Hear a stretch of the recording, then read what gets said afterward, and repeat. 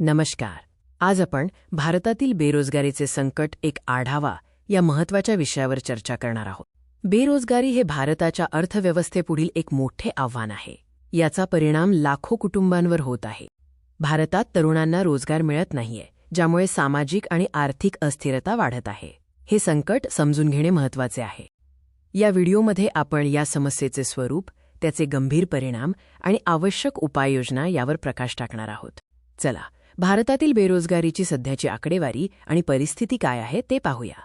नवीन आकडेवारीनुसार शहरी आणि ग्रामीण दोन्ही भागांमध्ये बेरोजगारीचा दर चिंताजनक आहे. विशेषतः शिक्षित तरुणांमध्ये हे प्रमाण जास्त आहे. असंघटित क्षेत्राला सर्वात मोठा फटका बसला आहे. पण आता आयटी आणि सेवा क्षेत्रावरही दबाव येत आहे, ज्यामुळे नोकऱ्या कमी होत आहेत. बेरोजगारीच्या या वाढत्या संकटामागे कोणती प्रमुख कारणे आहेत यावर लक्ष केंद्रित करूया. भारताची प्रचंड लोकसंख्या आणि त्या तुलनेत नवीन नोकऱ्यांची कमी निर्मिती हे एक मोठे कारण आहे. उद्योग आणि शिक्षण यांच्यात मोठी कौशल्य दरी आहे. शिक्षण असूनही तरुणांना आवश्यक असलेले तांत्रिक कौशल्य नसल्यामुळे नोकऱ्या मिळत नाहीत. कोविड-19 महामारी आणि त्यानंतर आलेल्या आर्थिक मंदीमुळे अनेक उद्योग बंद पडले, ज्यामुळे बेरोजगारीचे प्रमाण वाढले. बेरोजगारी केवळ आर्थिक समस्या नाही, तर त्याचे गंभीर सामाजिक परिणाम देखील आहेत. नोकरी न मिळाल्याने तरुणांमध्ये निराशा, तणाव आणि मानसिक आरोग्याच्या समस्या वाढत आहेत.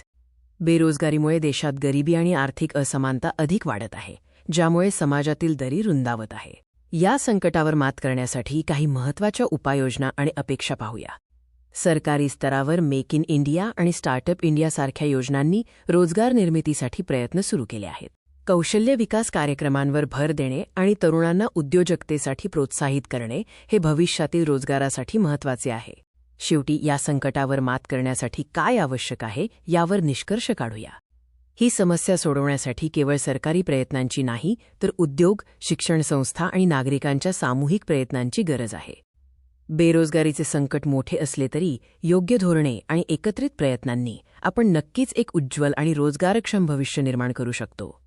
धन्यवाद.